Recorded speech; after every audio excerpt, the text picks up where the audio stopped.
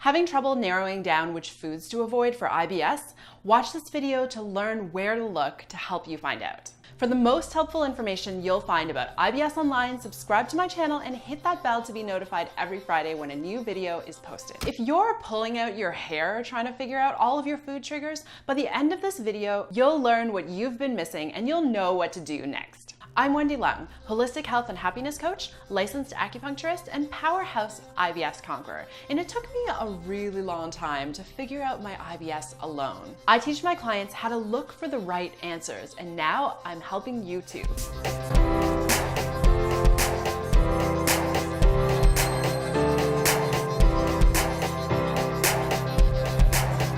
We're finishing off my series on the effect of different food groups on your IBS symptoms, and we're zooming out today so we can see the entire picture. One of the things about IBS is that everyone's food triggers are different, just like everyone's IBS symptoms are different, which makes it really hard and impossible actually to create a list of good and bad foods that works for everyone. In this entire series, I've pointed out the major IBS triggers that you should avoid in each food group. Dairy, sugar, and alcohol.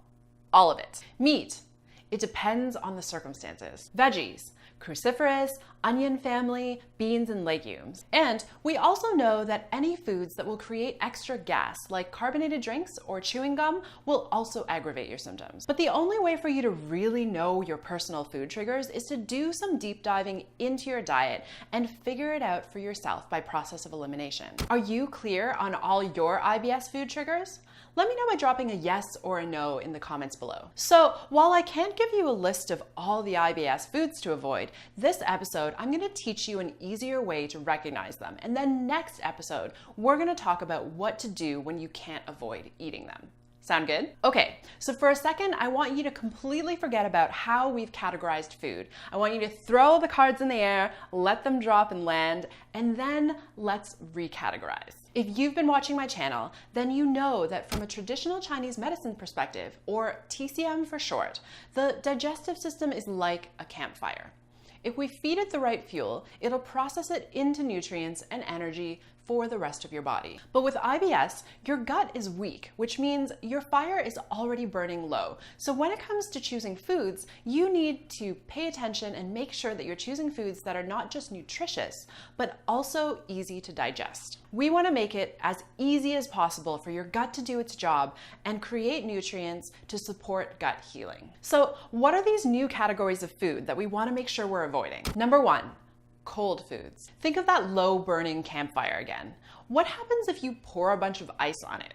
It goes out, right? The same goes for your digestive system. When you eat cold temperature food, your gut needs to work extra hard just to warm it up, even before it starts to digest it. So when you're choosing your meals, swap out the cold, straight from the fridge meals and opt for warm, room temperature food and drink instead. Number two, greasy foods. In the episode about sugar and IBS, I mentioned that sweets and cookies cause sluggishness in the gut, producing what we call dampness and phlegm, which actually prevents your gut from doing its job instead of helping to heal it. Greasy foods are also considered damp and phlegmy, which is why even healthy people feel a little gross and sluggish after eating them. So if you can do your best to cook your meals at home, then you can reduce the amount of grease that's in your meals. Number three, chewy foods. Chewy foods are just harder to digest.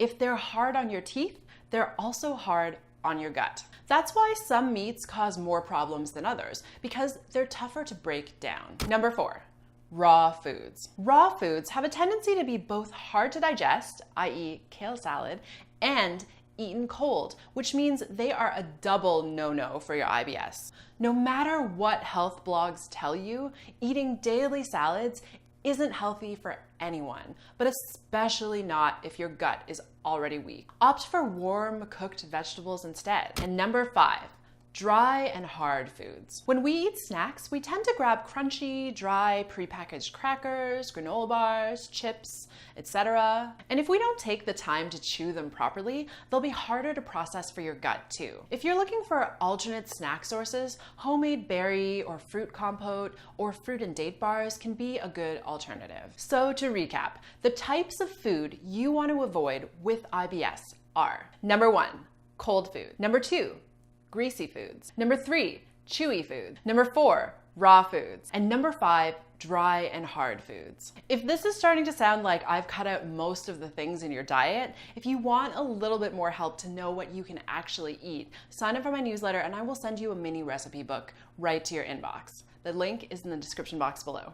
I want to make an important note here, and that's to remember that your IBS isn't all about food and digestion. You might find that you have trouble figuring out your food triggers because sometimes they'll flare up your symptoms and other times they won't. And that's because there's a key part missing. I talk all about that in my free online class, and you can sign up for that and learn how to navigate the other part of your IBS by using the link in the description box below. All right, if you found this video helpful, make sure that you let me know by liking it below, drop a comment with the word helpful, let me know what your biggest takeaway was. And also make sure that you share this with your fellow IBS conquerors because we want to spread the word that IBS is not a forever thing and I can help you guys beat this together. I've got a million more things to share with you about all things IBS, so make sure that you stay tuned, you're subscribed to my channel, and that you hit that bell so that you're notified every Friday when a new video is posted.